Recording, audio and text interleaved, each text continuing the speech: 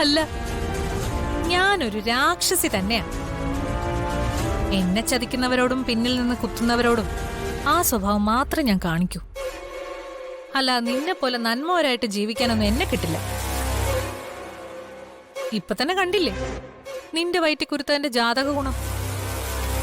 അത് നിന്റെ വയറ്റി വന്ന് കുരുത്തപ്പോ തന്നെ വേറൊരുത്തിയുടെ വയറ്റി കിടന്നത് ഇല്ലാതായി. ഇനി ഈ വീട്ടിൽ എന്തൊക്കെ സംഭവിക്കുന്ന ആർക്കറിയാം. ഈ വീട്ടിൽ നടക്കുന്നതിന്റെ എല്ലാ ഉത്തരവാദിത്വവും എന്റെ കുഞ്ഞിന്റെ തലയിൽ കെട്ടിവെക്കാൻ നോക്കണ്ട. പിന്നെ ആരുടെ തലയിൽ കെട്ടിവെക്കണം?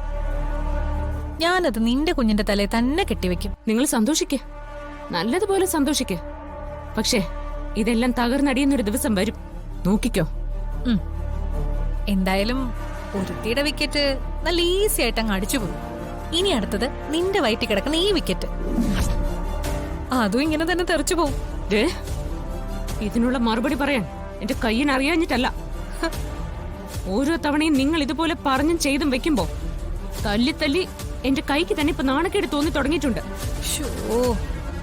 എന്നിട്ട് നിങ്ങൾക്കൊരു മാറ്റം വരുന്നില്ലല്ലോ. ഞാനിവിടെ ഇല്ലാതിരുന്ന കുറച്ച് സമയം കൊണ്ട് നിങ്ങൾ ഈ വീടിനെ ആകെ ഇളക്കി മറിച്ചു. സ്നേഹയുടെ വയറ്റിലെ കുഞ്ഞില്ലാതായതിന് പിന്നിൽ നിങ്ങളാണോന്ന് പോലും എനിക്ക് സംശയമുണ്ട്. എന്നിട്ടത് നിങ്ങൾ എന്റെ കുഞ്ഞിന്റെ ജാതക ദോഷമായിട്ട് വെച്ച് കെട്ടാൻ നോക്കുന്നു. എന്റെ വയറ്റിലൊരു കുഞ്ഞു കുരുത്തു പോയതിന്റെ പേരിൽ നിങ്ങൾക്ക് എന്നോടുള്ള പകയും വിദ്വേഷവും നല്ല ഭംഗിയായിട്ട് അങ്ങ് തീർത്തു അല്ലേ? സ്നേഹയുടെ കുഞ്ഞില്ലാതായി പോയത് എന്റെ ഉള്ളിലെ ഈ കുഞ്ഞുണ്ടായതുകൊണ്ടല്ലാന്ന് നിങ്ങൾക്ക് നന്നായിട്ട് അറിയാം. ഇപ്പൊ എനിക്കത് നന്നായിട്ട് ഉറപ്പായി. ആ കുഞ്ഞില്ലാതായതിന് പിന്നിൽ നിങ്ങൾ തന്നെയാ. ആണോ? എന്നാ നീ ഇപ്പൊ തെളിയിക്ക്. എന്നിട്ട് എല്ലാവരുടെയും മുന്നിൽ വെച്ച് എന്നെ പിടിച്ചു നിർത്തി വിചാരണ ചെയ്ത് ശിക്ഷ വിധിക്കും. എല്ലാവരുടെ മുമ്പിൽ വെച്ച് തന്നെ നിങ്ങൾക്കുള്ള ശിക്ഷ ഞാൻ വിധിച്ചിരിക്കും.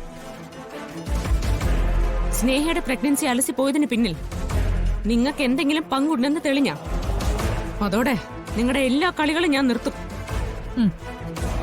ഈ വീട്ടിൽ നിന്ന് അച്ഛൻ തന്നെ നിങ്ങളെ ഇറക്കി വിടും. അതെ, അത് നിന്റെ സ്വപ്നം മാത്രം. ഞാൻ ഈ വീട്ടിൽ എന്തൊക്കെ ചെയ്താലും ഇനി എന്നെ ഒരാളും ഇവിടുന്ന് ഇറക്കി വിടാൻ പോകുന്നില്ല. അതിനെ ഇവിടെ ആർക്കും കഴിയേയില്ല. അതിനുള്ള ഉറപ്പ് എന്റെ കയ്യിലുണ്ട്. എങ്കിൽ നമുക്ക് കാണാം. കാണിക്കാൻ ഞാനും തയ്യാറാ.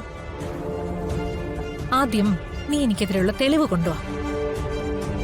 ആ സമയത്ത് എന്താ സംഭവിക്കുന്നതെന്ന് ഞാൻ കാണിച്ചുതരാം.